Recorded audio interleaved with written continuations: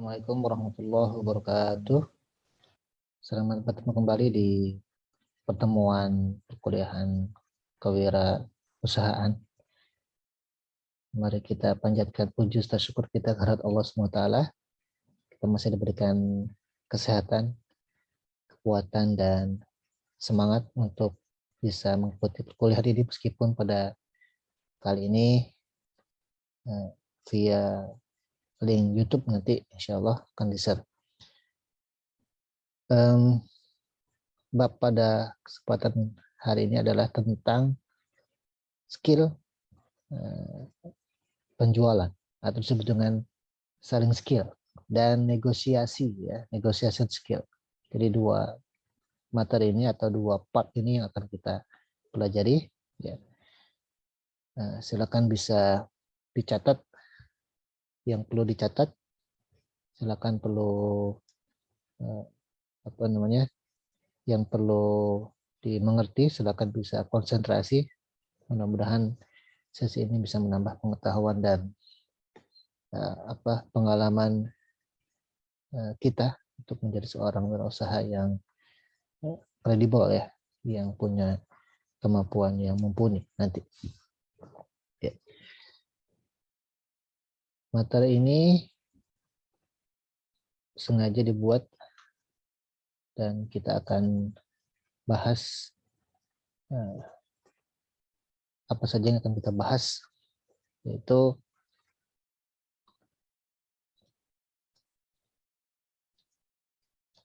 pertama adalah marketing and selling, apa perbedaannya, lalu kemudian urgensi dari quality selling dan selling equality, ya. Jadi ada quality selling dan ada selling equality. Yang kemudian ketiga adalah selling step, apa saja tahapan-tahapan ketika kita ingin menjual sesuatu. Yang terakhir adalah bagaimana strategi dalam bernegosiasi. Baik, berbicara tentang marketing dan selling, mungkin sebagian besar kita sudah dan mungkin pernah dengar, ya, tentang marketing dan selling ini. Mungkin saja dalam benak kita yang terbersit adalah bahwa marketing dan selling ini adalah sebuah aktivitas yang sama, ya, dalam berusaha, yaitu menawarkan produk atau jasa yang ditawarkan kepada calon customer, seperti itu. Secara prinsip dia memang sama, ya, kedua hal ini, tetapi secara esensi dan fungsi masing-masing punya perbedaan yang cukup signifikan, seperti itu. Menurut KBBI, Kamus Besar Bahasa Indonesia, bahwa marketing itu adalah sebuah proses atau sebuah cara atau sebuah perbuatan memasarkan suatu barang dagangan. Jadi orientasinya produk, ya, di sini. Contoh, jika transportasi kurang lancar, pemasaran hasil penduduk akan sulit. Jadi pemasaran hasil bumi. Jadi dia general, ya. Tidak mengacu kepada salah satu produk yang spesifik, tapi dia bersifat general. Yang kedua contohnya adalah yang berkaitan dengan menyebarluaskan ke tengah-tengah masyarakat. Contohnya pemasaran olahraga. Di tengah-tengah masyarakat mendapat dukungan sepenuhnya dari pemerintah. Nah, olahraga ini kan banyak jenis dan macamnya, begitu. Jadi di sini konteksnya adalah konteks secara umum atau general. Lalu bagaimana untuk penjualan atau selling? Jadi penjualan dan selling ini adalah juga merupakan sebuah proses, gitu, sebuah cara, sebuah aktivitas. Aktivitas apa? Ya, aktivitas yang menjual, gitu. Contohnya adalah penjualan barang kebutuhan pokok lancar dan mentah. Nah, kebutuhan pokok ini adalah sangat spesifik, begitu. Karena selain kebutuhan pokok ini kan ada kebutuhan yang bukan pokok, yaitu tersier, sekunder, ya, selain kebutuhan pokok. Tapi di sini adalah lebih spesifik, yaitu penjualan barang kebutuhan pokok. Nah, ini yang membedakan antara marketing, ya, dan selling. Ya, secara global ya, secara besar. Lalu gimana dengan perbedaan yang secara lebih detailnya? Kita bisa lihat dari beberapa sisi ya. Yang pertama adalah dari sisi tanggung jawab. Sales itu atau aktivitas selling itu menjaga hubungan dengan calon pelanggan yang akhirnya berujung pada penjualan. Ujung-ujungnya adalah barang laku, barang dibeli. Gitu. Sedangkan marketing yaitu tanggung jawabnya adalah membantu meningkatkan ketertarikan pada barang dan jasa yang dijual oleh perusahaan. Jadi tanggung jawabnya adalah bagaimana nih produk atau jasa yang kita punya itu orang ketika melihat dia tertarik. Ketika pandangan pertama contohnya dia sudah tertarik. Nah itu adalah tugasnya marketing sebenarnya. Ketika dia sudah tertarik, dia akan mendekat, mungkin melihat lebih jelas, mungkin dia memegang produk tersebut atau merasakan ya, apa contoh dari produk tersebut jika mungkin dia produk makanan ya contohnya. Dia rasakan, dia lebih tertarik lagi. Nah, mengkonsep, membuat produk atau jasa yang menarik bagi calon customer, ini adalah tanggung jawabnya marketing. Jadi sales itu sebenarnya tidak bertanggung jawab di sana ya. Jadi dikonsep dulu oleh marketing, lalu kemudian hasilnya itu adalah dijual oleh sales. Jadi sales sudah terima bersih ya. Sudah terima bersih. Tanggung jawabnya ada di marketing. Kemudian sisi yang kedua adalah aksesibilitas. Yaitu untuk sales itu bisa langsung datang ke lokasi calon pelanggan. Artinya mendatangi calon pelanggan, ya, jemput bola. Atau bisa juga menghubungi lewat telepon, yaitu menjual lewat telepon, disebut dengan telesales. Ya, kita sering dihubungi oleh sales bank ya, lewat telepon, itu adalah telesales namanya. Atau mungkin bertemu di sebuah kegiatan yang dimana di situ bisa dilakukan penjualan produk. Dia bikin booth, dia bikin tenda, misalkan, di mana di situ ada produk-produk yang dijajakan untuk ditawarkan. Atau mungkin event-event yang kerjasamakan dengan lembaga-lembaga tertentu. Ya. Jadi yang datang ke situ adalah orang sales, ya, yang ngejagain produk, kemudian menawarkan dan menjual produk. Sedangkan marketing, ya, analisisnya adalah menganalisis pasar dengan mengidentifikasikan kebutuhan konsumen agar sales bisa melakukan penjualan. Jadi dia melakukan analisis pasar. Dia mungkin datang ke pasar, tapi dia tidak menjual. Tapi dia menganalisis ada berapa orang ya customer di sana yang mondar-mandir begitu. Ada berapa macam produk yang ada di sana yang sejenis. Gitu. Lalu mungkin dia juga melakukan wawancara kepada customer untuk mencari tahu profil customer ini seperti apa. Dari sisi usia mungkin, latar belakang pendidikan mungkin, kebutuhannya mungkin, dan lain sebagainya. Jadi dianalisis tuh, ya. Dimana dengan analisis itu lalu kemudian bisa diidentifikasi kebutuhan konsumen ini apa sebenarnya, ya. Sehingga yang ditawarkan itu tepat sesuai dengan kebutuhan konsumen, ya, customer. Itu adalah dari sisi aksesibilitas. Yang ketiga adalah durasi kerja. Ya, sales ini cenderung bersifat jangka pendek atau short term. Ya, kalau dia di sebuah kegiatan hari besar nasional kah, kegiatan ulang tahun perusahaan kah, atau event-event hari besar keagamaan, dan dia ada di sana biasanya itu short term. Bisa sehari atau maksimum mungkin dalam jangka waktu kalau dia bazar, kayak misalkan pameran otomotif, itu kan sebenarnya yang bergerak itu adalah sales. Itu misalkan seminggu. paling lama mungkin hanya 2 minggu, short term gitu. Ketika udah terjual, tercapai, jumlah penjualannya selesai gitu. Sesuai target apa enggak.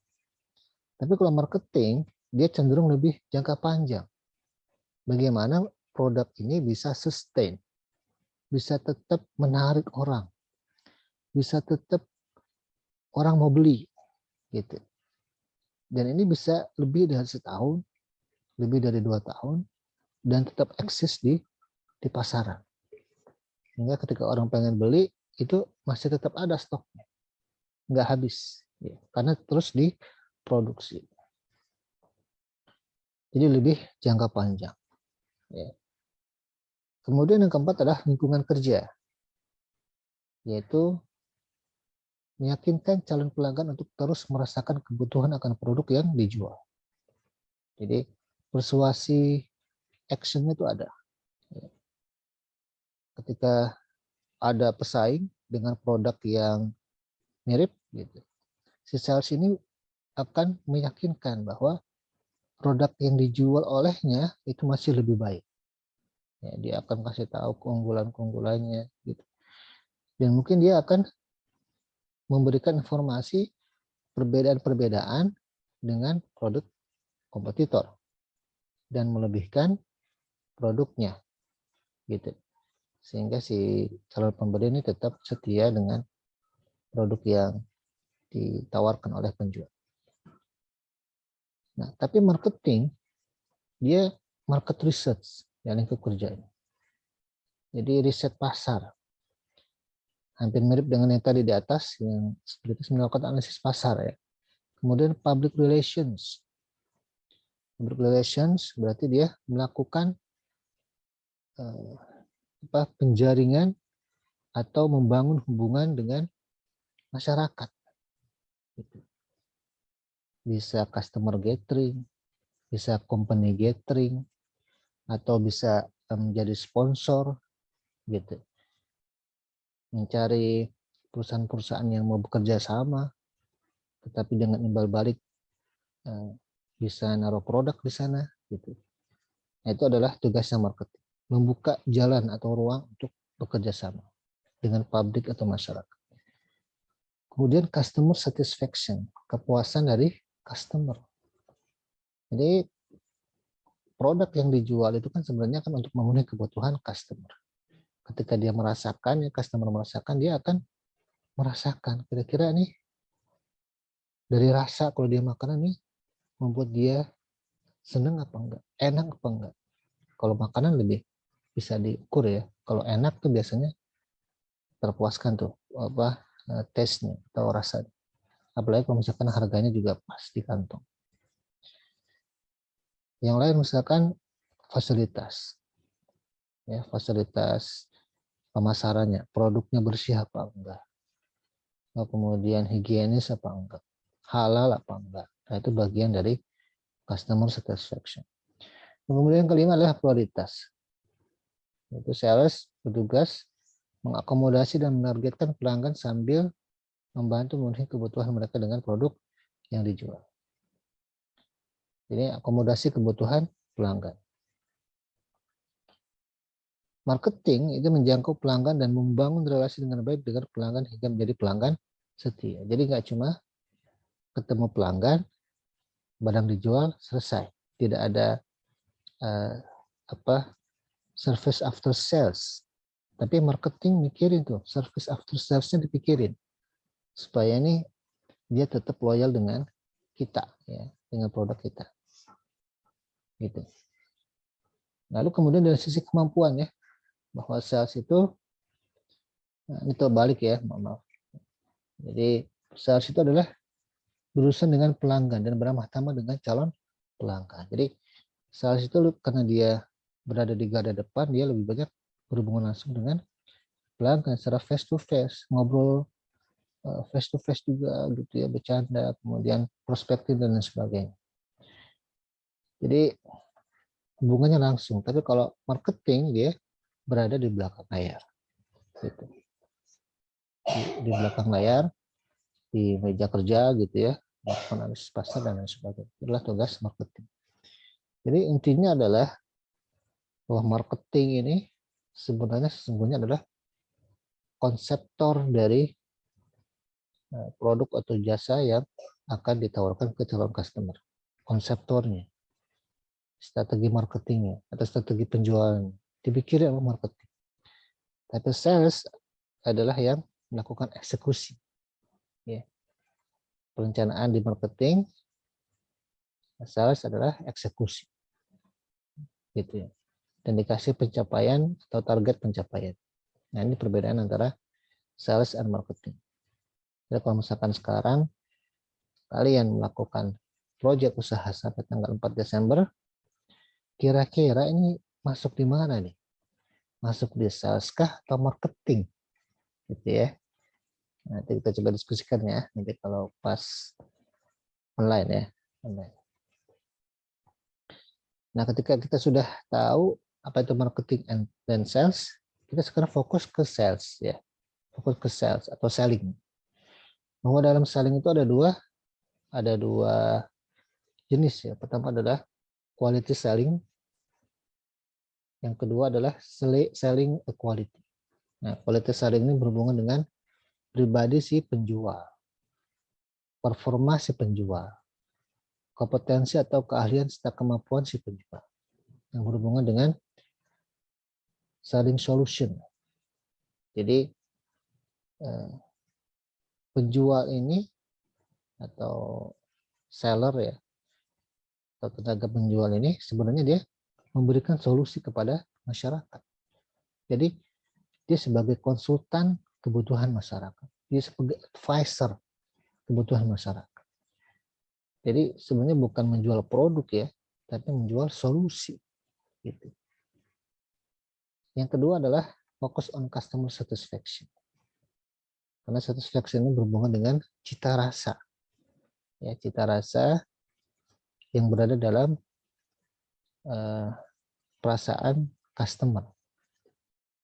Jadi kalau quality selling itu bagusnya setiap penjual tuh nanya gimana rasanya, enak apa enggak.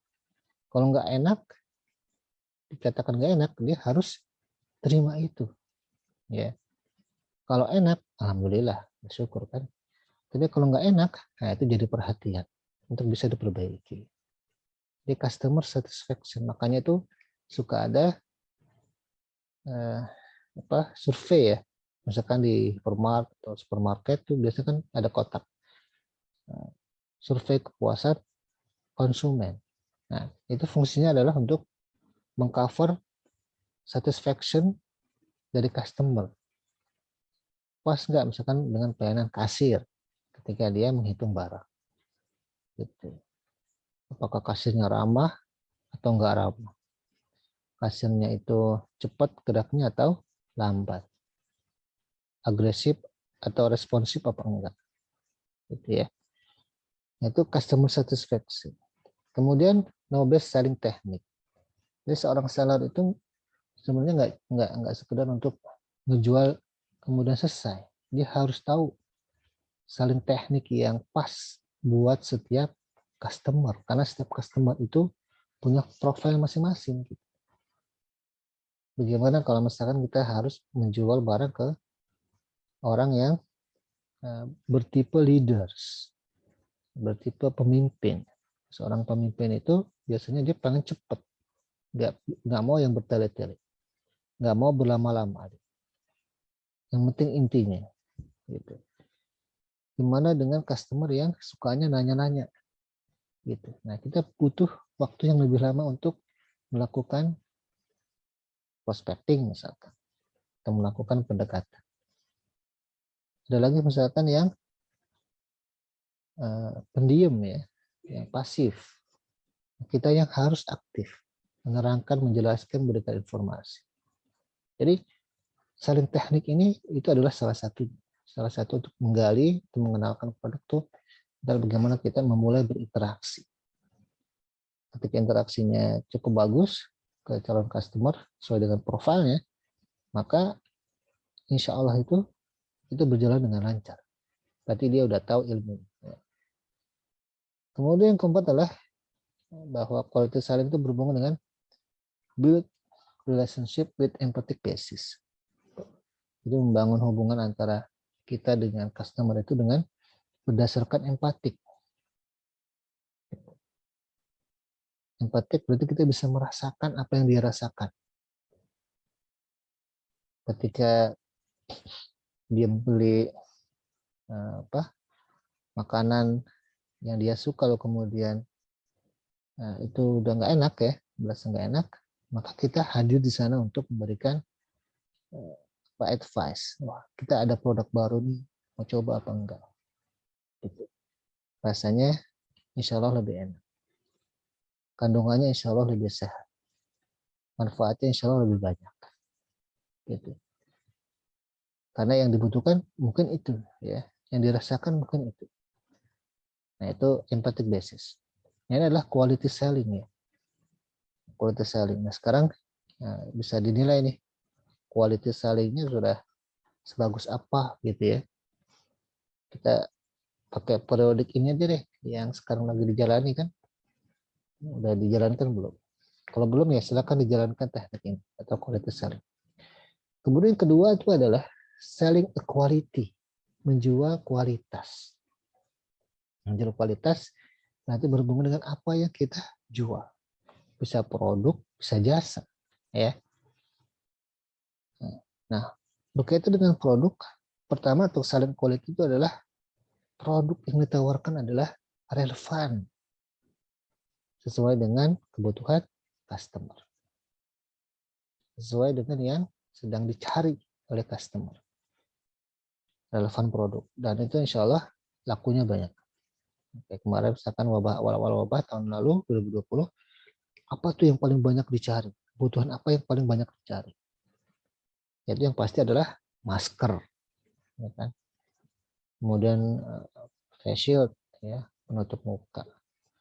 Apalagi misalkan buah, ya, atau makanan-makanan sehat. Nah, itu adalah relevan produk as customer need. Nah, tetapi tentunya dengan kualitas yang mumpuni, ya.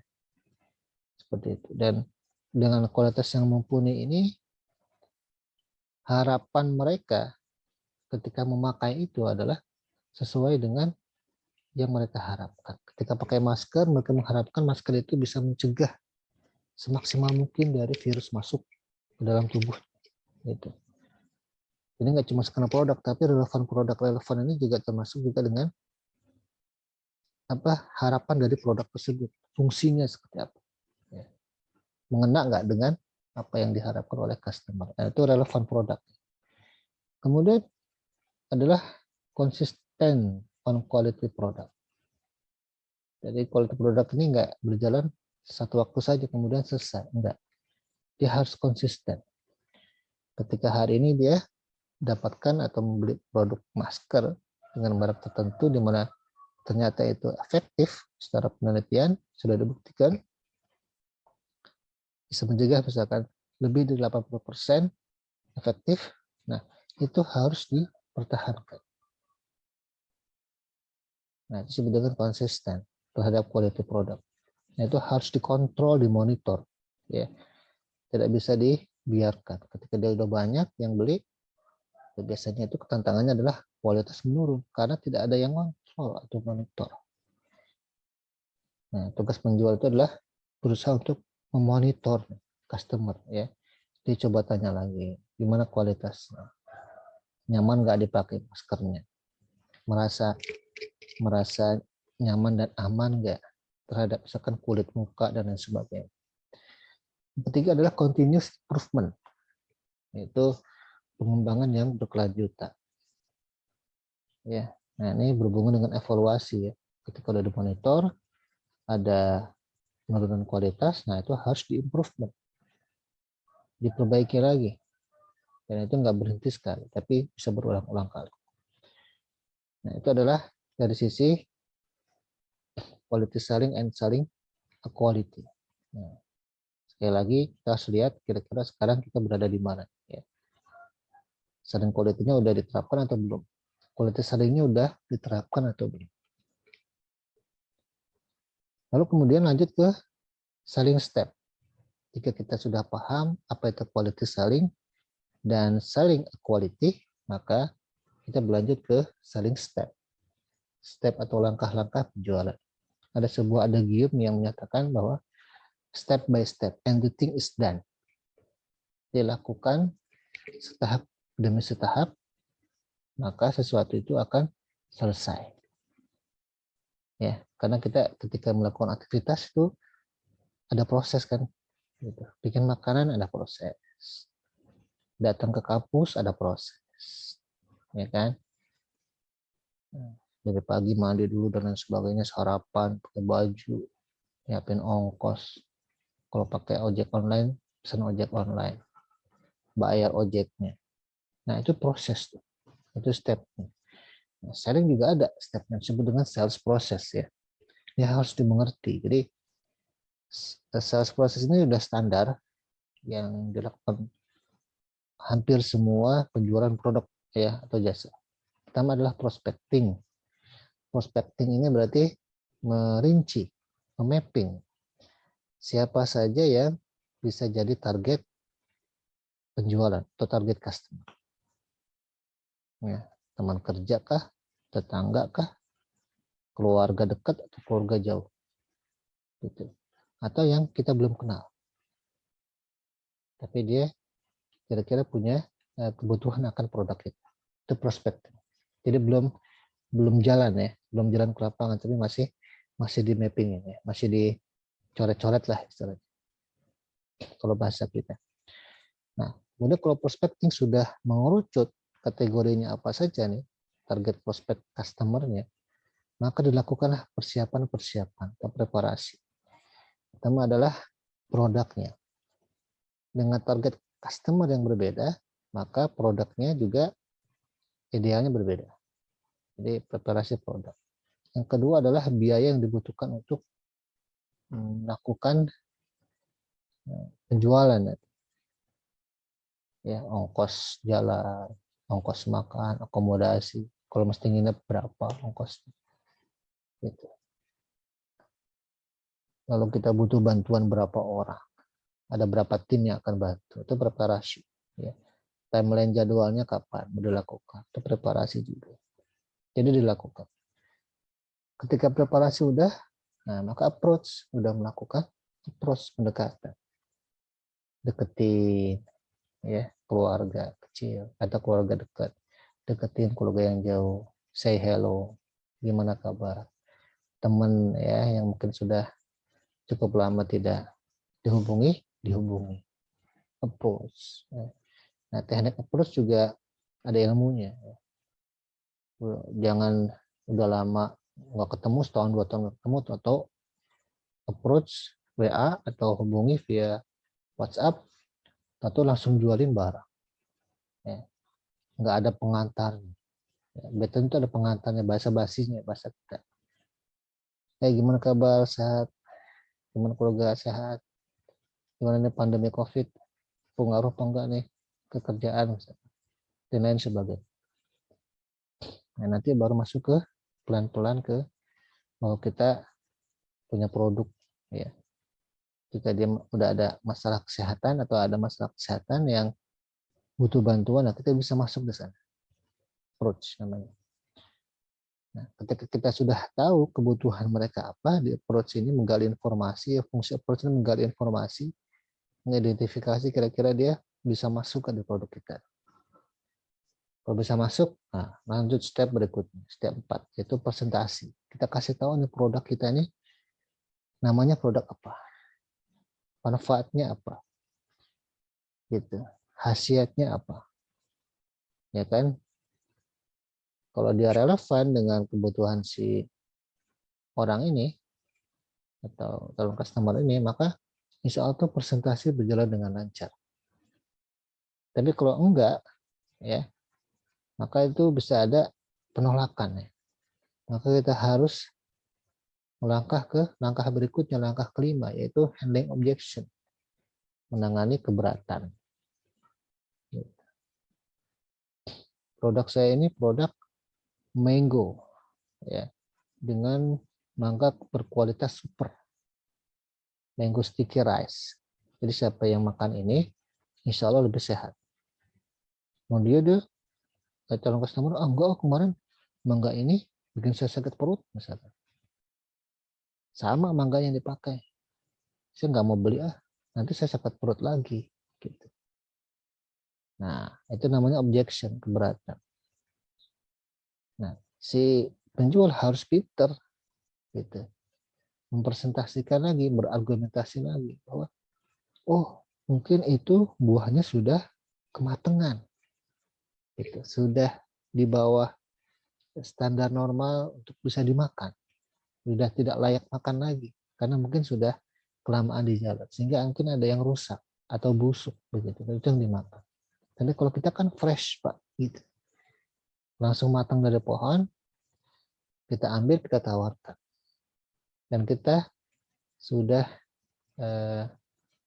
melakukan tes ya dari sampling di pohon yang sama, dan itu memang fresh dan masih punya kandungan yang original, ya. Belum ada kerusakan. Udah dibuktikan gitu kan, mesti dibawa contohnya gitu, biar mereka ya, sehingga keberatan ini tidak ada harusnya, atau jika pun ada bisa terkoreksi ya, terkoreksi dengan penjelasan lebih lanjut, presentasi lagi ya. Nah, ketika objection tidak ada, sudah selesai ya, udah solve, maka udah tanya, mau beli nggak Pak? Kira-kira bagus rupanya buat Bapak, buat kesehatan Bapak, apalagi masa COVID, apalagi cuaca lagi nggak bagus. Kalau kita makan buah, insya Allah vitamin C ini juga banyak, dan itu bagus buat imunitas tubuh. Daripada Bapak beli bahan kimia, dengan ini lebih aman. Gitu. Nah, itu closing. Nah, ketika kita closing, nawarin, ketika dia beli, maka dia close. Dia udah beli. Tapi ketika dia masih mikir-mikir, mungkin dia masih membandingkan dengan kompetitor ya, dengan produk yang sama, maka nggak apa-apa.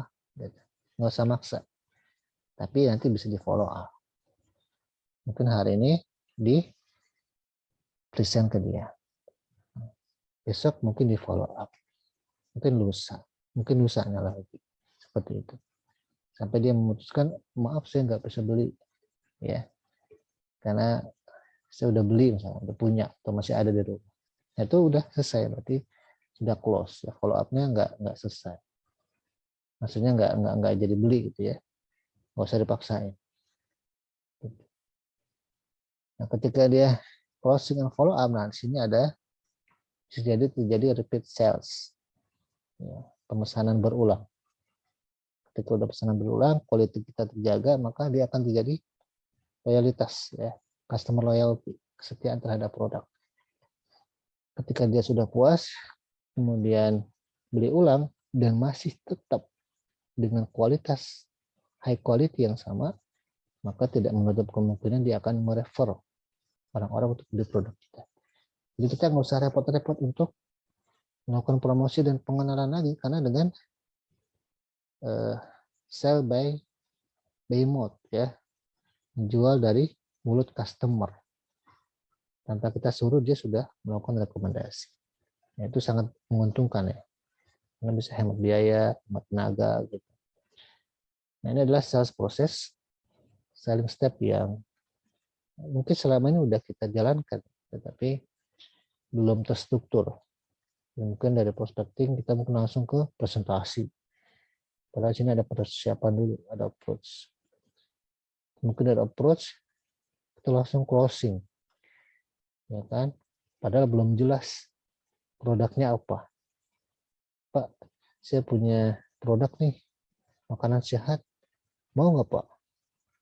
Dia belum jelasin makanan sehatnya apa, bentuk, ya, kandungannya apa, gitu. Tapi langsung loncat ke closing and follow up, karena nggak sabaran ya, supaya orang beli. Karena kalau kita jelasin lebih dulu, mungkin dia juga mendengarkan gitu. Apalagi kalau misalkan dia waktunya banyak, ya seperti itu. Nah, ini adalah selling step. Kan selling step ini adalah dia ada waktu, ada proses. Jangan terlalu terburu-buru.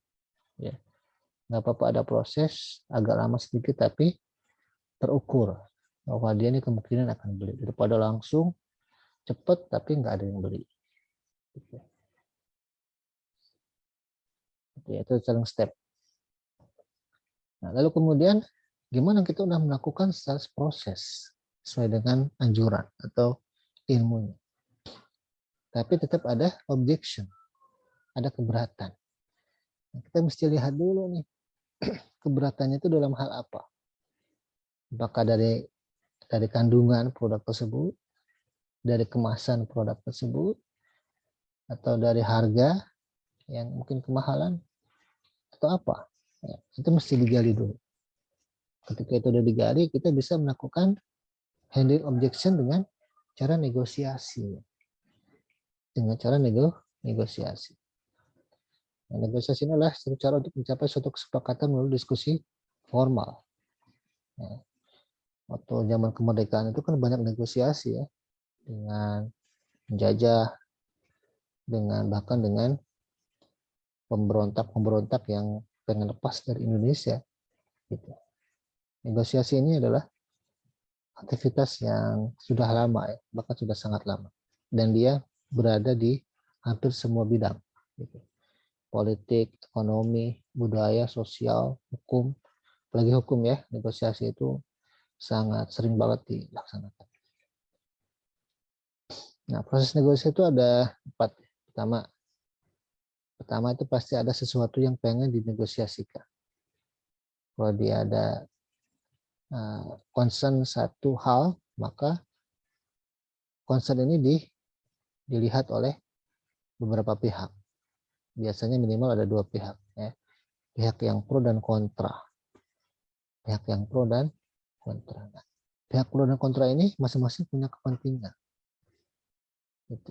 Maka misalkan ada pihak yang punya program ya, menyampaikan maksud dengan kalimat santun, jelas dan terinci. Nah, pihak yang lawan negosiasi mungkin kurang setuju dengan hal itu, maka dia menyanggah bicara, tapi tetap dengan santun dan tetap menghargai maksud dari pihak pertama. Berarti dia punya sikap yang elegan, tidak menjatuhkan, tidak memojokkan, tidak menyerang, gitu ya. Tapi dia melakukan argumentasi yang secara logis juga masuk akal, tetapi itu tidak mendukung pendapat lawan bicaranya yang pertama. Karena dia punya kepentingan yang mungkin belum terpenuhi di sana ya. Nah, proses ini bisa tektokannya cukup memakan waktu ya. Jadi 1 dan 2.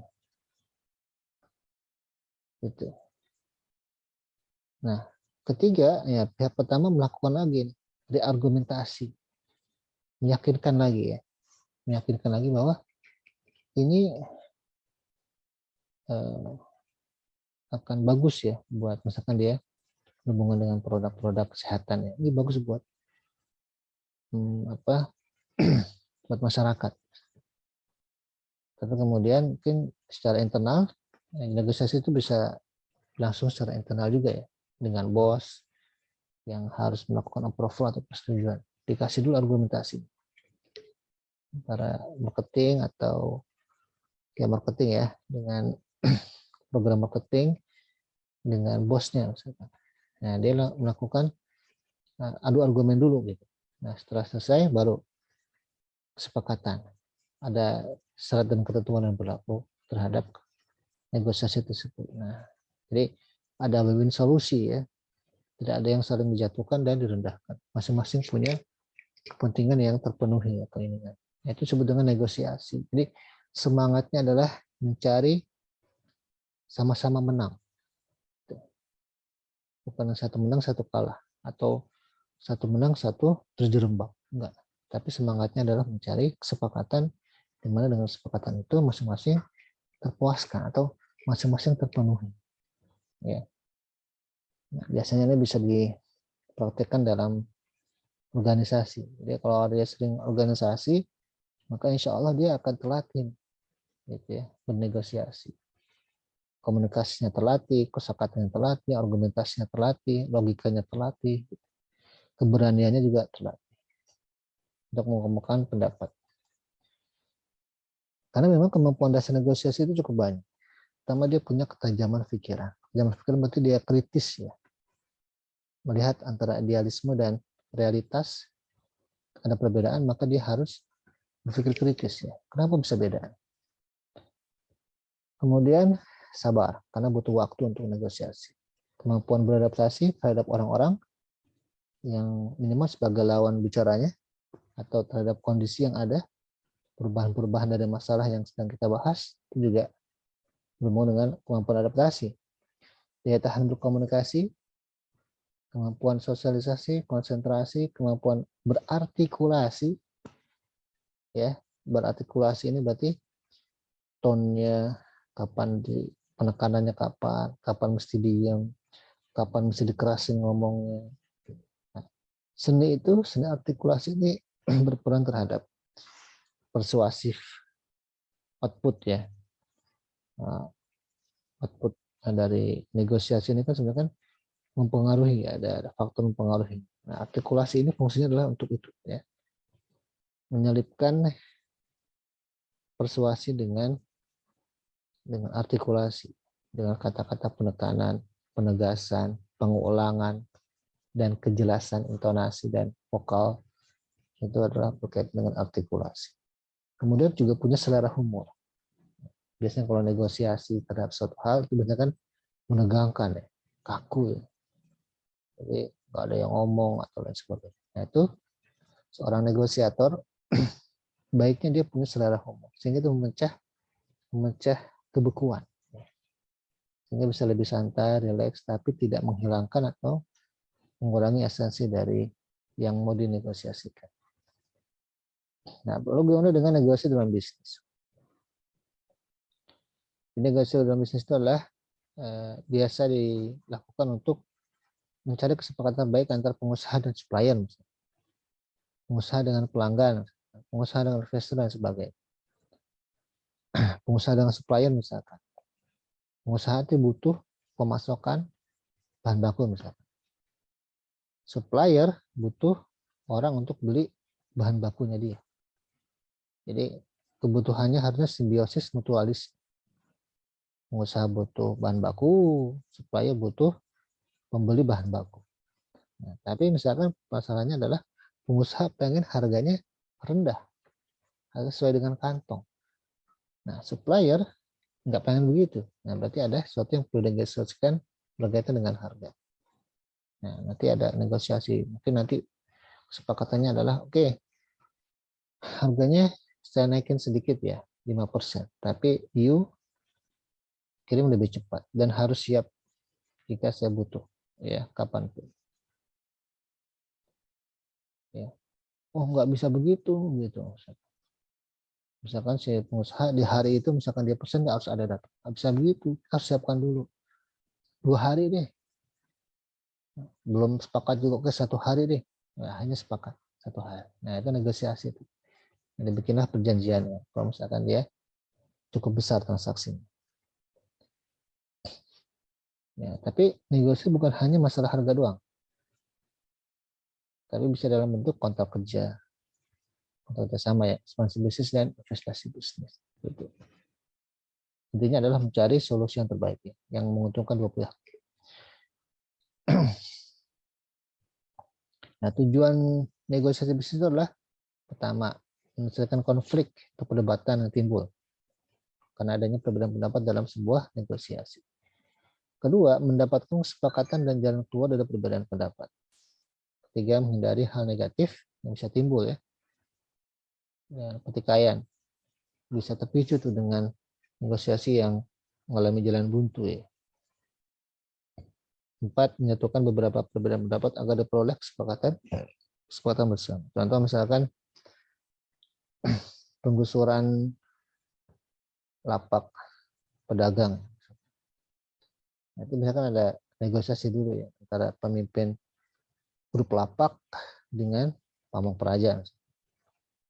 Kapan mau digusur? Kasih waktu dulu ya untuk bisa beresin. Seminggu nih beresin. Kalau enggak saya angkut, kata pamong praja. Jangan seminggu dong. Gitu. Kita butuh waktu untuk mencari tambahan dulu. Gitu. 2 minggu deh. Nah, berarti masalahnya ada di waktu. Nah, itu dinegosiasikan tentang waktu. Nah, ini sepakati udah 10 hari. Nggak 2 minggu, nggak seminggu. Tapi 10 hari di tengah-tengah. Win-win solution. Oke deh, 10 hari cukup. Nah, ini ditunggu sampai 10 hari. Nah, ini negosiasi bisnis. Tujuannya adalah untuk menghindari hal-hal negatif yang mungkin bisa memicu bahkan mungkin sampai pertikaian fisik ya. Nah, itu dihindari banget. Jadi upayakan negosiasikan dulu. Kalau misalkan enggak, pakai penengah ya, mediator. Antara satu pihak, dua pihak enggak ketemu, maka dia butuh mediator, penengah. Yang dia enggak memihak ke kanan, enggak memihak ke kiri, tapi dia melihat sebuah permasalahan, dia bisa ngasih solusi yang bisa di-cover oleh yang kiri dan kanan. Gitu. Sehingga kedua-duanya menjadi puas gitu ya. Nah, negosiasi ini sebenarnya sudah diterapkan oleh Rasul ya, ketika terjadi renovasi Ka'bah, kemudian antara suku itu saling bertikai siapa yang akan memindahkan batu Hajar Aswad ke tempatnya semula.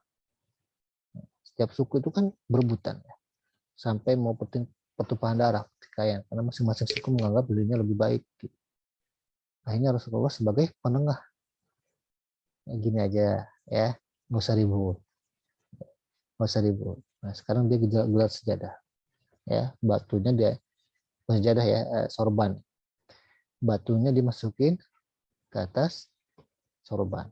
Udah semua suku pegang semua pinggiran sorbannya. Kita angkut bareng-bareng ya ke tempat semula. Nah itu win-win solusi itu. Nggak ada yang akhirnya bertikai. Karena semuanya punya andil. Nah itu udah dicontohkan oleh Rasulullah SAW. Nah bisa nggak kita kayak gitu? Bisa, pasti bisa. Hanya butuh latihan. Ya, baik. Itu materi hari ini. Sebagai penutup, dalam negosiasi itu ada 6 hal yang harus dihindari. Pertama, terlalu mempertahankan pendapat pribadi, ya, kekeh, gitu. Nggak mau melihat pandangan orang. Pokoknya pengennya didengerin, nggak mau dengerin. Dan dia pengennya pendapatnya yang dilaksanakan. Nah itu nggak bisa. Pasti terjadi jalan buntu, ya kan? Yang kedua, melihat masalah dari kacamata sendiri. Gitu. Dia nggak melihat dari pandangan yang lain. Mungkin nggak dari pandangan si lawan bicara atau lawan negosiator, tapi better dia ngambil dari sudut pandang yang lain. Sehingga dia bisa melakukan komparasi atau perbandingan. Kalau misalkan pendapat dia nggak bisa dilakukan, bisa nggak pakai pendapat yang ini? Pilihan-pilihan itu dicari. Ya kan? Bisa jadi bukan dari kacamata dia sendiri, tapi mungkin dari pakar yang lain. Dan itu bisa dipakai. Ketiga, memperdebatkan semua hal dan selalu ingin memenangkan perdebatan. Jadi negosiasi ini bukan arena berdebat sesungguhnya, tapi mencari solusi. Karena kalau berdebat, maka yang ada adalah menonjolkan kemampuan dirinya dan merendahkan orang lain. Pasti ke sana tuh rata-rata. Sebagian besar seperti itu. Yang keempat, menyalahkan dan menyerang orang lain. Nah ini untuk yang keempat ini bisa memicu pertikaian lebih jauh nih. Gitu. Karena ketika orang disalahkan dan diserang, apalagi kalau diserang secara pribadi, ya, aib pribadi diungkit-ungkit, mah itu negosiasi pasti buntu. Yang kelima, terbawa emosi. Terbawa emosi. Yang juga akibatnya bisa fatal ya. Bisa ada kerusuhan ya, bagi berani jelek dan lain sebagainya. Dan banyak contohnya ya, ketika di masyarakat ada kebutuhan-kebutuhan pokok, misalkan mencari rezeki, mencari nafkah, mencari pekerjaan, atau berjualan yang sebenarnya misalkan udah sangat lama ya, misalkan di Tanah Abang kan sudah sangat lama tuh pedagang kaki lima ya dari pinggir jalan, tapi ketika mau direlokasi itu kan butuh perjuangan besar gitu dari pimpinan daerah. Itu butuh waktu juga dan melelahkan ya. Tapi alhamdulillah selesai. Gitu ya. Syaratnya ya harus menghindari hal ini, 6 hal ini. Insya Allah berjalan dengan lancar. Baik, itu saja temuan pada hari ini. Mudah-mudahan bermanfaat untuk kita semua. Assalamualaikum warahmatullahi wabarakatuh.